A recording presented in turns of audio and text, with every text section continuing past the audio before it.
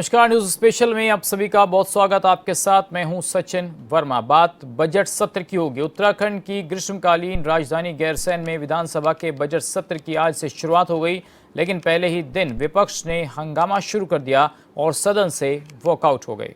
लगातार अपडेट दे रहे हैं। गैरसैंण में उत्तराखंड का बजट पेश हो रहा है, क्या कुछ मिल रहा है लगातार हम आपको बता रहे हैं। मुख्यमंत्री पुष्कर सिंह धामी बजट पेश कर रहे हैं और इस बार बजट में 10% का इजाफा हुआ, यानी कि जो 1 लाख का बजट था वो अब 1,11,703 करोड़ का हुआ है। यानी कि 1 लाख करोड़ का जो बजट था उसमें इजाफा हुआ है 10% का। पिछले साल के मुकाबले 10% बजट इस बार बढ़ाया गया है। परियोजनाओं के लिए बजट की कोई कमी नहीं है, ये कहना है मुख्यमंत्री पुष्कर सिंह धामी का। और प्रदेश में कई बड़ी परियोजनाएं चल रही हैं, हमारी सरकार ने वो काम करके दिखाया है। इसके अलावा सनातन संस्कृति, सभ्यता और धर्म को लेकर भी हमारी सरकार ने काम किया है। राज्य में पौराणिक मंदिरों को बड़े पैमाने पर उनका सौंदर्यीकरण किया जा रहा है। साथ ही बहुत अहम नकल विरोधी कानून, उसमें भी हम सफल हुए हैं, ये कहना है मुख्यमंत्री पुष्कर सिंह धामी का। उत्तराखंड में नकल विरोधी कानून जो हमने लागू किया है, उत्तराखंड में मदरसा बोर्ड खत्म किया गया है, ऐसा करने वाली भी सरकार की ये बड़ी उपलब्धि है। इसके अलावा यूसीसी लागू करने वाला पहला राज्य बना उत्तराखंड। गरीब युवाओं के लिए हम लोग काम कर रही हैं। ये तमाम बातें मुख्यमंत्री पुष्कर सिंह धामी ने अपने बजट के दौरान कही हैं। गरीबों को आयुष्मान भारत का लाभ मिल रहा है। आयुष्मान योजना केंद्र सरकार की बड़ी योजना है, जहां पर 5 लाख तक का गरीबों को इलाज दिया जा रहा है। उत्तराखंड में समावेशी विकास हो रहा है। सबका साथ, सबका विकास, सबका प्रयास और सबका साथ, ये केंद्र सरकार का जो विजन है उसको लेकर ही उत्तराखंड बीजेपी सरकार आगे बढ़ रही है। अटल आयुष्मान योजना के लिए 600 करोड़ का प्रावधान किया गया है, यानी कि आयुष्मान योजना उसके लिए 600 करोड़ का प्रावधान। अब एक एक करके आपको बताते हैं कि आखिर किस योजना में कितना पैसा आवंटित हुआ है। तो खाद्यान्न योजना के अंतर्गत 25 करोड़ रुपए आवंटित किए गए हैं। पीएम आवास योजना, यानी कि जो प्रधानमंत्री आवास योजना है, उसके अंतर्गत देखिए 298.45 करोड़ रुपए जो हैं वो जारी किए गए हैं। यानी कि अब सरकारी आवास जो केंद्र सरकार की ओर से मिलते हैं, प्रधानमंत्री आवास योजना में लगभग 300 करोड़ रुपए का बजट रखा गया है। इसके अलावा पीएम आवास के लिए 56 करोड़ रुपए भी रखे गए हैं अतिरिक्त, जो राज्य सरकार दे रही है। इसके अलावा ईडब्ल्यूएस के लिए 25 करोड़, यानी कि स्वास्थ्य का लाभ देने के लिए सरकार ने 25 करोड़ का बजट जारी किया है। अब देखिए, परिवहन, बसें और ट्रांसपोर्ट एक बड़ा चैलेंज रहता है सरकारों के लिए। सरकारी जो बसें हैं उनका कैसे क्रियान्वयन होना है, और जो गवर्नमेंट व्हीकल्स हैं पब्लिक उनका किस तरीके से इस्तेमाल कर सकती है और उसमें किस तरीके की सुविधाएं सरकार दे रही है। परिवहन निगम की बसों में निःशुल्क यात्रा होगी और उसके लिए धामी सरकार ने 42 करोड़ रुपए उसका बजट रखा है। इसके अलावा सड़क, शिक्षा, स्वास्थ्य, तमाम जो विभाग हैं उनके लिए कितना बजट सिलसिलेवार जारी हुआ है वो हम आपको लगातार बता रहे हैं। तो स्वास्थ्य विभाग को 4,252.50 करोड़ रुपए, यानी कि 4,252 करोड़ रुपए स्वास्थ्य के लिए यहां पर जारी किए गए हैं। पूंजीगत मद के लिए 195 करोड़ का प्रावधान किया गया है। इसी तरीके से ईजा बोर्ड शगुन योजना 14 करोड़, मुख्यमंत्री बाल पोषण योजना 25 करोड़, 20 करोड़ एवं सेंटर ऑफ एक्सीलेंस एवं क्षमता विकास के अंतर्गत रुपए 80 करोड़ का बजट प्रावधान किया जा रहा है। आदरणीय अध्यक्ष जी, यह बजट केवल संख्याओं, योजनाओं और घोषणाओं का संग्रह नहीं है, अपितु 1.25 करोड़ नागरिकों का साझा विजन है। यह बजट विकास व विरासत, संस्कृति व आधुनिकता, अध्यात्म व विज्ञान का संतुलित संगम है। हम वित्तीय अनुशासन, समावेशी विकास, समग्र विकास, पर्यावरण संरक्षण और सहभागी शासन के आधार स्तंभों पर समस्या समाधान और निस्तारीकरण के मूल मंत्र के साथ विकसित उत्तराखंड की परिकल्पना को साकार करने का प्रयास कर रहे हैं। मैं इस सम्मानित सदन के माध्यम से देवभूमि की जनता को आश्वस्त करना चाहता हूं कि हम सभी क्षेत्रों को समान अवसरों के साथ आगे बढ़ाने तथा आर्थिक समृद्धि के केंद्र के साथ साथ पर्यावरणीय संतुलन को भी ध्यान में रखते हुए विकास की यात्रा पर निरंतर आगे बढ़ेंगे। हम उत्तराखंड की ऊर्जावान युवा शक्ति, प्राकृतिक संपदा और आध्यात्मिक विरासत को समन्वित कर नए रोजगार, नए अवसर, नई उम्मीदों का सृजन करेंगे।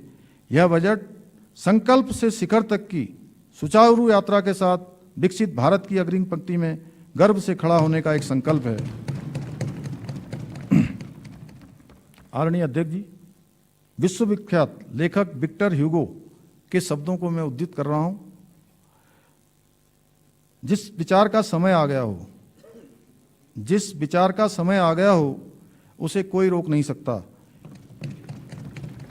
तीसरे दशक को उत्तराखंड का दशक बनाने का विचार परम आदरणीय प्रधानमंत्री श्री नरेंद्र मोदी जी के मानस में श्री केदारनाथ जी के पवित्र प्रांगण में आया, तब से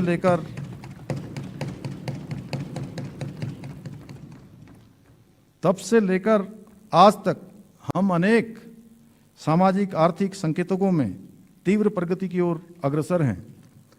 तीसरे दशक को उत्तराखंड का दशक बनाने के पुण्य विचार को चरितार्थ करने के लिए, सशक्त उत्तराखंड के निर्माण के लिए, विकसित उत्तराखंड बनाने के विकल्प रही संकल्प के साथ मैं देवभूमि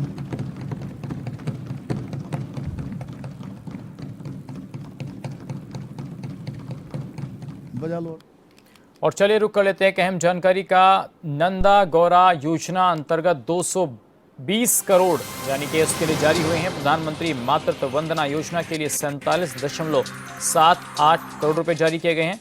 मुख्यमंत्री बाल पोषण योजना अंतर्गत 25 करोड़ रुपए जारी किए गए हैं। मुख्यमंत्री मां लक्ष्मी किट योजना अंतर्गत 30 करोड़ और मुख्यमंत्री महिला पोषण योजना अंतर्गत 13.44 करोड़ रुपए और साथ ही मुख्यमंत्री आंचल अमृत योजना के तहत 15 करोड़, मुख्यमंत्री बाल एवं महिला बहुमुखी विकास निधि के लिए 8 करोड़ रुपए जारी किए गए हैं। निराश्रित विधवाओं की पुत्रियों के विवाह के लिए 5 करोड़, मुख्यमंत्री अल्पसंख्यक मेधावी बालिका प्रोत्साहन योजना के लिए 3.76 करोड़ रुपए जारी किए गए। मुख्यमंत्री महिला स्वयं सहायता समूह सशक्तिकरण योजना के लिए 5 करोड़ रुपए जारी किए गए। राज्य में प्रसूता के लिए ईजा बोर्ड शगुन योजना के लिए समग्र रूप से 122 करोड़ रुपए जारी हुए हैं और मुख्यमंत्री महिला सतत आजीविका योजना के तहत 2 करोड़ रुपए जारी हुए हैं। महिला स्पोर्ट्स कॉलेज चंपावत का निर्माण 10 करोड़ रुपए में होगा। गंगा गाय महिला डेयरी विकास योजना के तहत 5 करोड़ रुपए जारी होंगे। तो ये पूरा हम आपको लेखा जोखा बता रहे हैं मुख्यमंत्री पुष्कर सिंह धामी के बजट का कि भाई महिलाओं को क्या मिला है। कोई पूछेगा तो महिलाओं को क्या मिला है, ये तस्वीरें और ये आंकड़े हम आपको लगातार दिखा रहे हैं बजट से जुड़ी हुई, जहां पर मुख्यमंत्री पुष्कर सिंह धामी जो हैं वो बजट पेश कर रहे हैं। और इसमें आज सुबह राज्यपाल का अभिभाषण हुआ और उसके बाद ही ये तय था कि 3 बजे मुख्यमंत्री पुष्कर सिंह धामी अपनी सरकार का 2026-27 का बजट पेश करेंगे और उसी के अनुरूप महिलाओं के लिए, किसानों के लिए, गरीबों के लिए, युवाओं के लिए सरकार ने क्या घोषणाएं की हैं वो लगातार हम आपको पल पल की अपडेट दे रहे हैं और एक एक सिलसिलेवार तरीके से आंकड़ों के लिहाज से हम आपको बता रहे हैं कि आखिर महिलाओं के लिए और ओवरऑल किस विभाग को कितना बजट जारी हुआ है, चाहे बात सड़कों की हो या फिर बात स्वास्थ्य योजनाओं की हो, शिक्षा की हो, आयुष्मान कार्ड की हो, प्रधानमंत्री आवास योजना की हो और प्रधानमंत्री ग्राम सड़क योजना है PMJSY, उसके तहत बनने वाली सड़कों के लिए कितना बजट आवंटित किया गया है। तो खेल के लिए, हालांकि स्पोर्ट्स के लिए भी सरकार ने अहम बजट जारी किया है।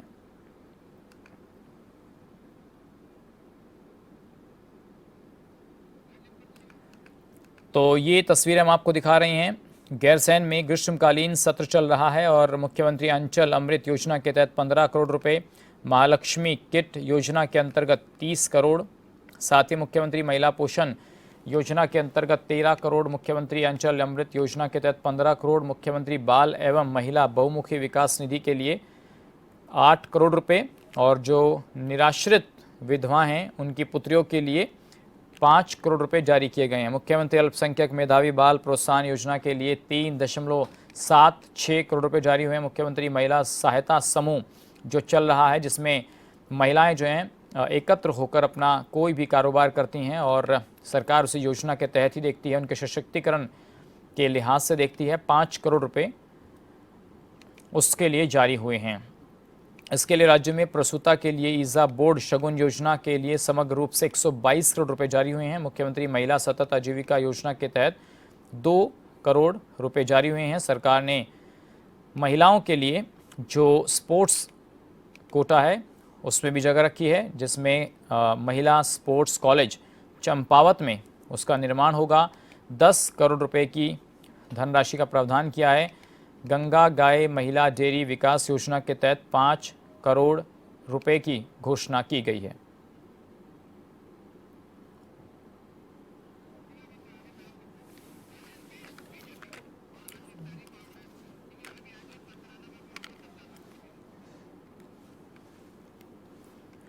तो सिलसिलेवार हम आपको बता रहे हैं कि आखिर उत्तराखंड में 2026-27 का ये बजट कितना अहम होने वाला है और सरकार ने इस बार कितना बजट बढ़ाया है, इससे क्या कुछ लाभ प्रदेश की जनता को होगा और जब इस पर विपक्ष के विधायक बोलेंगे तो उनकी इस पर क्या प्रतिक्रिया होगी, ये एक बड़ा सवाल है। और बजट को लेकर सबकी निगाहें इस बार टिकी हुई थी कि आखिर पुष्कर सिंह धामी की सरकार इस बार बजट में क्या कुछ अहम रोल रखने वाली है।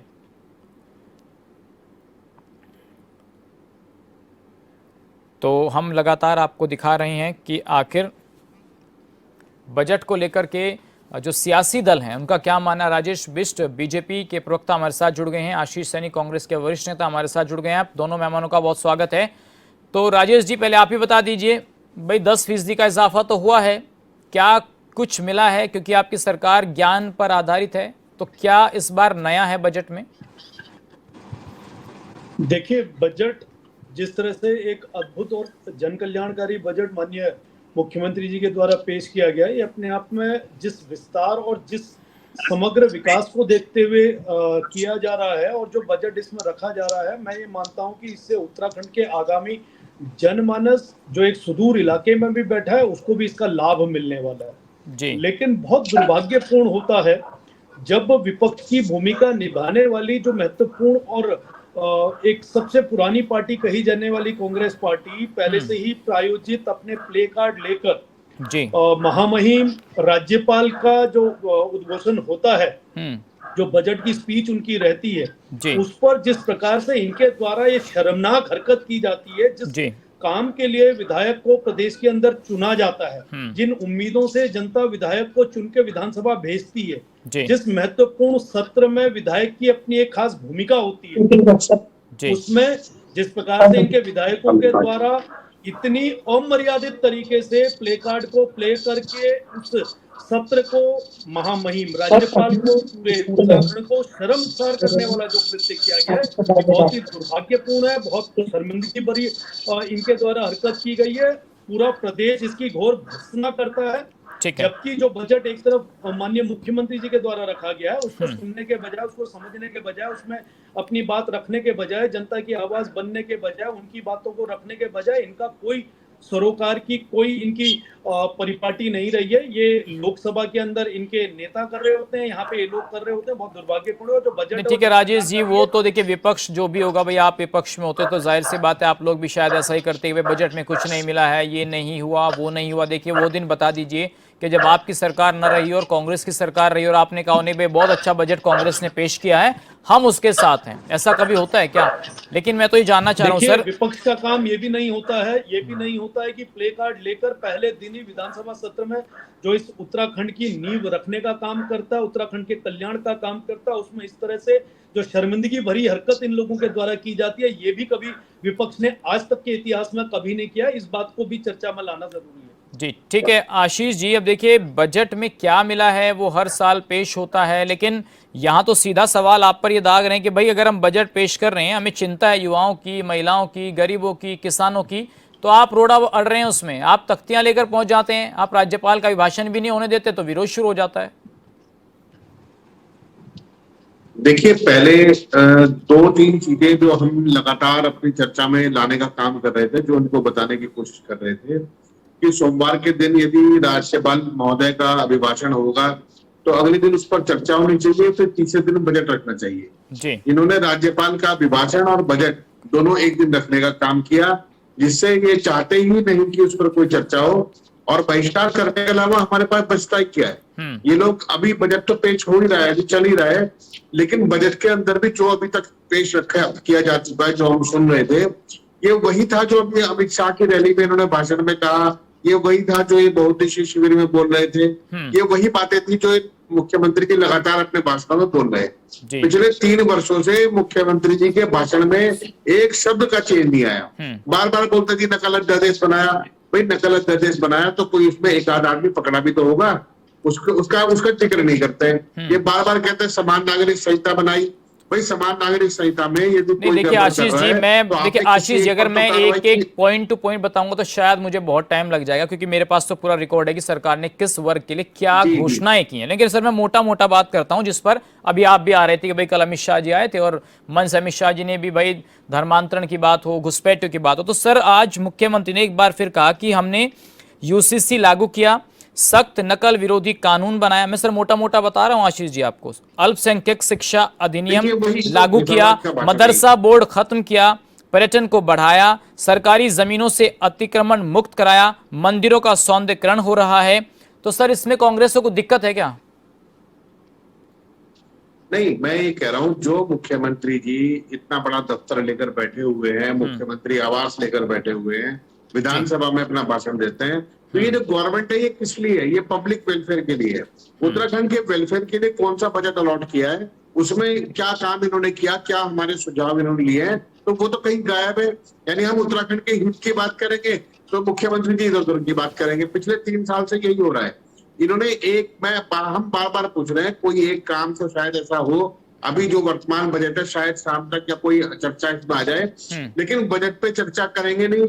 बजट के जो साइज है, जैसे आज आप कोई चीज खरीदते हैं और महंगाई की दर बढ़ती है, तो अगले बार में उसकी साइज थोड़ा बड़ा हो जाएगा। ये उस बढ़ते हुए साइज को देखकर ही खुश हो रहे हैं। लेकिन हम ये कह रहे हैं कि जो वेलफेयर में जो बजट हो रहा था उत्तराखंड में, मैं उदाहरण देता हूँ, हमें चाहिए था राज्य के युवाओं के लिए, उनको अगर नया स्टार्टअप करते हैं तो फाइनेंस कारपोरेशन की जरूरत थी। बताइए फाइनेंस कारपोरेशन में कितना रुपया बढ़ाया। हमने कहा कि जो बच्चियों की शिक्षा है, स्कूली शिक्षा है और जो हायर एजुकेशन है, उसमें आपने कितना छात्रवृत्ति के रूप में कितना पैसा आपने एजुकेशन के लिए या फिर उनकी फीस की जो कमी है उसके लिए किया है।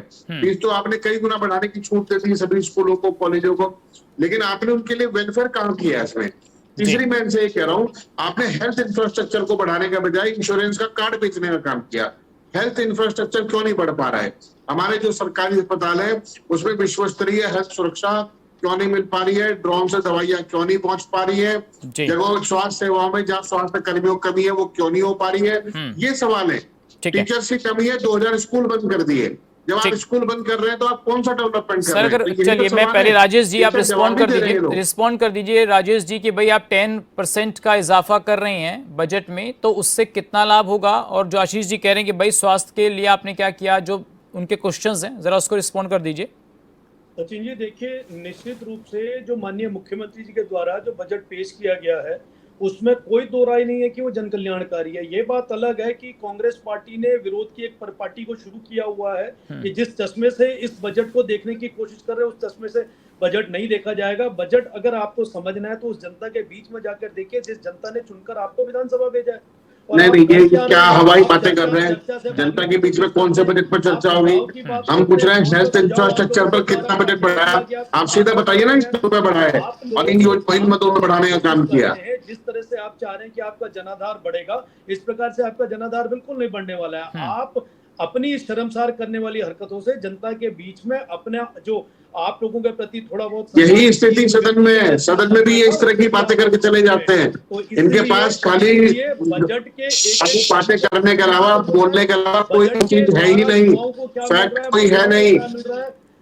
आप बजट पेश कर रहे हैं या अनुपूरक बजट पेश कर रहे हैं, ये बता दीजिए पहले। अस्पतालों को क्या मिल रहा है और खास तौर पे, ठीक है सर आप बता ही दीजिए ना, मिल रहा है जो उत्तराखंड को आगे बढ़ाने का काम कर रहा है। लेकिन आप लोगों की मंशा बजट को सुनने ये तो अनुपूरक बजट को बजट बता रहे हैं, इनको यही नहीं मालूम है कि बजट होता क्या है। नीचता से इस बजट सत्र का उपहास कर रहे हैं। अरे सर आप, मैं पूछ रहा हूँ राजेश जी, कुछ आप बता सकते हैं क्या कि सर कितना बजट जारी हुआ है स्वास्थ्य के लिए? अगर नहीं बता सकते सर तो मैं बता देता हूँ। बजट माननीय मुख्यमंत्री जी बजट माननीय मुख्यमंत्री जी अभी पढ़ ही रहे हैं और उस बजट में जो मुख्य बिंदु आप भी समझ रहे हैं, हम लोग भी देख रहे हैं और सुन रहे हैं और पूरा प्रदेश समझ रहा है कि वो बजट हर तरह से, चाहे युवाओं को स्वरोजगार बढ़ाने की बात कर रहा हो, महिलाओं को सशक्त करने की बात कर रहा हो, प्रदेश के अंदर तमाम वो जन कल्याण महिला सशक्तिकरण के लाभ मिल रहा है उसे लाभ की बात कर रहा हूं। और खास तौर पे जो ऐतिहासिक बजट 1.25 लाख करोड़ का पहली बार उत्तराखंड के अंदर आया है, ये अपने आप में सेल्फ एक्सप्लेनेटरी है कि कहीं ना कहीं प्रदेश के हर वर्ग के लिए सरकार ने चिंता जताई है। सर मैं तो देखिए 2-3 चीजें, आशीष जी 1 मिनट, राजेश जी मैं पूछ लेता हूं। देखिए सर, अटल आयुष्मान योजना के लिए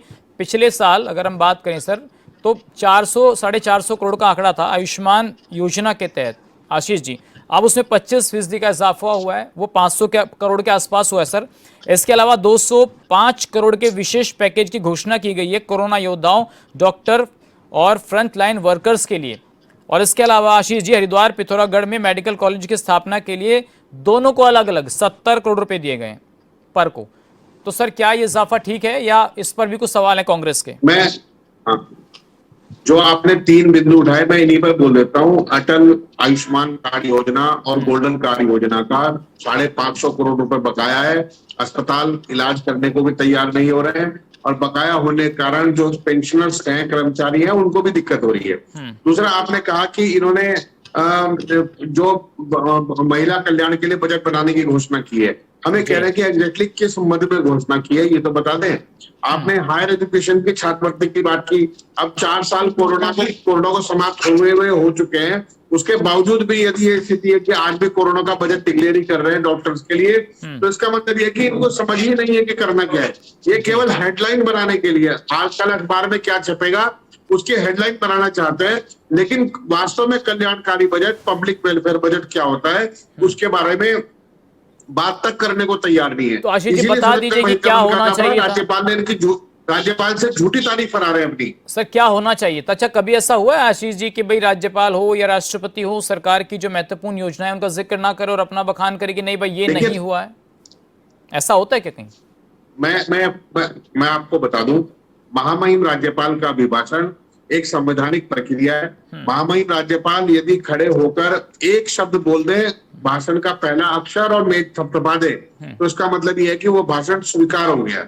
उसे पढ़ने में जब उन्होंने पढ़ा राज्यपाल महोदय ने, तो उसमें सरकार की तारीफ लिखी होती है और सरकार ने वही तारीफ लिखवाई है उनसे। तो सर मैं ये पूछ रहा हूँ, क्या बीजेपी की सरकार में ही होता है, कांग्रेस की सरकारों में नहीं हुआ ऐसा? कभी कांग्रेस की सरकार में ऐसा नहीं हुआ क्या सर? सर नहीं सर, कांग्रेस सरकार में भी ऐसा ही होता था, लेकिन राज्यपाल अभिभाषण पे चर्चा होती थी। जो आपने कहा राज्यपाल महोदय के माध्यम से, उस पर आप बात तो कर लो। इन पे इतना भी समय नहीं है कि उस पर बात कर लें।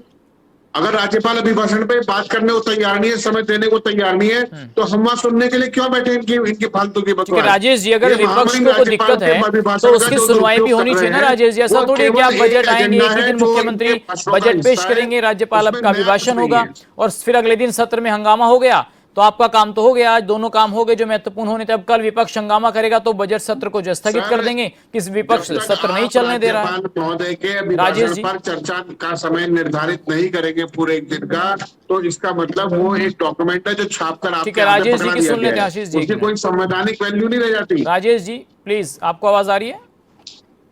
सचिन जी बिल्कुल मेरे को आवाज आ रही है, मैं सारी बातें। राजेश जी आवाज आ रही है? बिल्कुल आ रही है। ठीक। सचिन जी देखिए, मैं ये कहना चाहता हूं, जिस तरह से इन्होंने इस बजट सत्र को फालतू का बजट बोला, जिसको इन्होंने कहा कि हम इनकी फालतू की बातें सुनने के लिए नहीं आए, तो इनसे ये पूछा जाए कि करोड़ों के बिल्कुल भी नहीं आए, आपके भाषण सुनने थोड़ी ना बैठे हुए यहाँ पर करके इस गैरसैंण में करने क्या आए हो? कमरों के अंदर हीटर में बैठ के गप्पे मारने आए हो? पिछले सत्र के अंदर तो यही सवाल तो हम आपसे पूछ रहे हैं, गैरसैंण में करने क्या आए हो आप? यही सवाल आपसे पूछ रहे हैं, आप बता दीजिए ना। गैरसैंण में रहा है सत्र में, बजट सत्र चल रहा है, उस पे पूरा बजट यहाँ पे पेश किया जा रहा है, उसका मखौल उड़ाने का काम कर रहे हैं। देश के अंदर लोकसभा में जब वहां पे किसी बारे में चर्चा होती है, राष्ट्रपति का वहां अभिभाषण होता है, तो वहां इनके नेता मजाक उड़ा रहे होते हैं। और जब ये प्रदेश के अंदर जनता के चुनी हुई सरकार, जनता द्वारा जो जनता के पक्ष में बजट है, जिस बजट से जनता का कल्याण होना है, उस बजट को पेश करती है, तो यहाँ उसका मजाक उड़ाते हैं। और इसका जवाब आने वाले 6 महीने 8 महीने के बाद जनता भी इनको फालतू का समझ के इनकी बकवास को सुन के इनको बाहर करने का काम करेगी। हम आपके चैनल के माध्यम से ये बिल्कुल महामहिम राज्यपाल के भाषण ये है, ये कहीं पार्टिसिपेट नहीं करने जाते हैं। जनता ने गलती से जिन जिन लोगों को चुना, जो यहाँ पे सरकार के इस बजट का मजाक उड़ा रहे हैं, जो जनता के हितकारी योजनाओं का मजाक उड़ा रहे हैं, विश्वास कीजिएगा आने वाले टाइम में जनता इनको जवाब देगी इन सब बातों का। तो सर ये आशीष जी, क्या आप लोग मजाक बना रहे हैं या वाकई में वास्तविकता ऐसी है कि सरकार कुछ कर ही नहीं रही है? तो फिर पैसा जा कहां रहा है? बजट बढ़ क्यों रहा है आशीष जी? जी देखिए, मैंने 3 बातें रखी, तीनों फैक्ट पे रखी। मैं इनसे कह रहा हूँ ये महामहिम राज्यपाल कोई मेरे रिश्तेदार नहीं है जिनकी मैं मजाक उड़ा रहा हूँ। वो संवैधानिक पद पर बैठे हुए व्यक्ति हैं जो सरकार के कामों का जो चलिए आशीष जी, मेरे पास समय का अभाव है, बहुत माफी चाहते हुए आशीष जी, आपसे माफी चाहते हुए सर, राजेश बिष्ट जी, आशीष जी, आप दोनों मेहमानों का बहुत शुक्रिया बातचीत के लिए, अपनी बात रखने के लिए। तो बजट जारी हो चुका है, किस वर्ग को कितना पैसा मिला है ये लगातार हमने आपको ताजा अपडेट दी। फिलहाल दोनों प्रवक्ताओं ने अपनी अपनी बात रखी। इस खास पेशकश में बस इतना ही। बाकी खबरों के लिए बने रहिए चैनल न्यूज के साथ। नमस्कार।